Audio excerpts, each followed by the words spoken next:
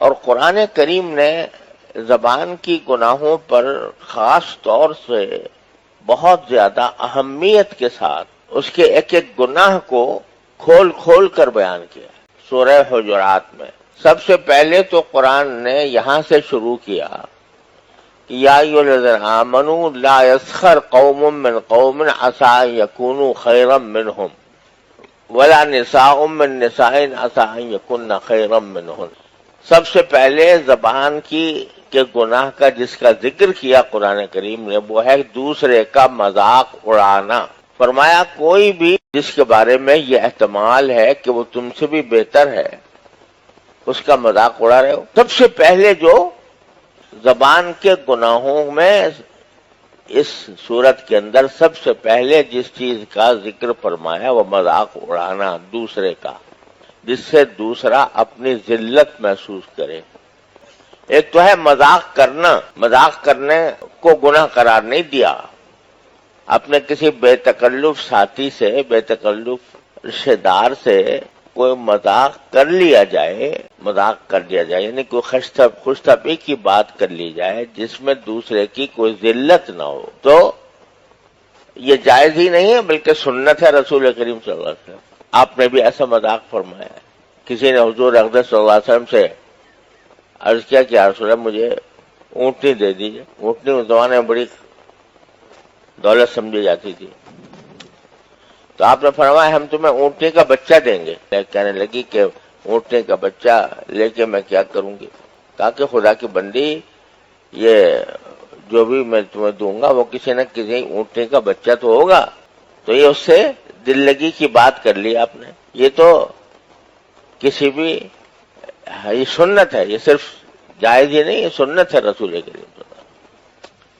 اگر مذاق بھی آدمی سنت کی نیت سے کرے تو امید ہے انشاءاللہ سنت کا بھی ثواب ملے گا. ایک نے کہا کہ یا رسول اللہ مجھے دعا کر دیجئے جنت میں چلی جاؤں. آپ نے فرمایا کوئی بوڑھی جنت میں نہیں جائے گی. وہ پریشان ہونے لگی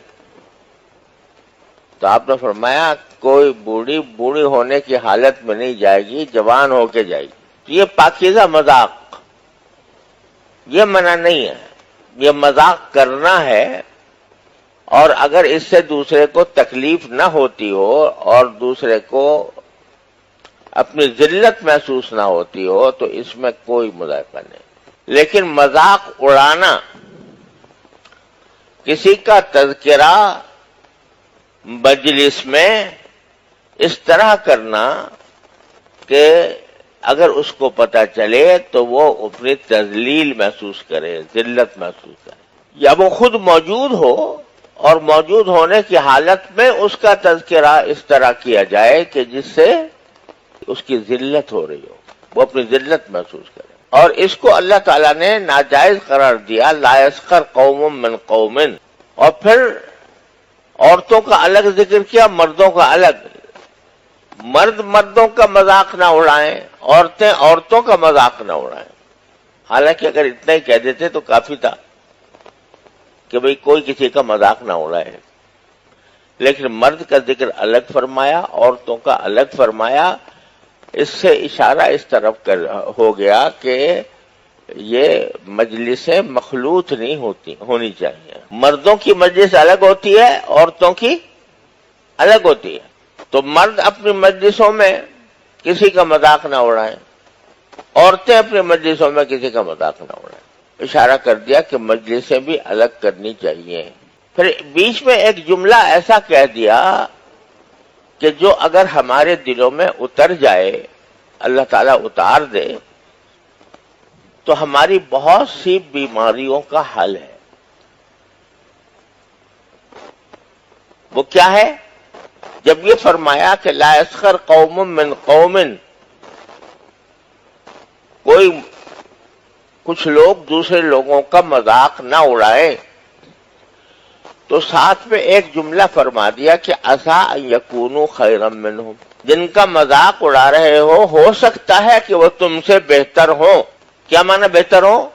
کہ اللہ تعالیٰ کے نزدیک بہتر ہوں. کیا معنی کہ بہتر ہوں؟ یعنی آخرت میں ان کا انجام تم سے زیادہ بہتر ہو. تم تو ان کو تانے دے رہے ہو، تم ان کا مذاق اڑا رہے ہو. اللہ جل جلالہ کا محبوب ہے، اللہ تبارک و تعالی نے ان کے لیے جنت رکھی ہوئی ہے. پتہ ہے کسی کو دوسرے کے انجام کا؟ اپنے حساب سے آپ کسی کو اپنے سے کمتر سمجھ کر اس کا مذاق اڑا رہے ہو. مذاق اسی وقت اڑایا جاتا ہے جب آدمی اپنے آپ کو اونچا سمجھے اور دوسرے کو نیچا سمجھے. جبھی تو اس کا مذاق اڑایا جاتا ہے تاکہ مجلس میں اس کی ذلت ہو، تذلیل ہو. تو اس کے معنی یہ ہے کہ پہلے آپ نے اپنے آپ کو تو یہ فرض کر لیا کہ میں تو ہوں پکا جنتی اور میں تو ہوں کامل اور مکمل، اور یہ شخص ہے جو کہ اس لائق ہے کہ اس کا مذاق اڑایا جائے. تو خدا کے بندو، تمہیں پتا ہے تمہارا کیا انجام ہوگا تو دوسرے کا کیا انجام ہوگا؟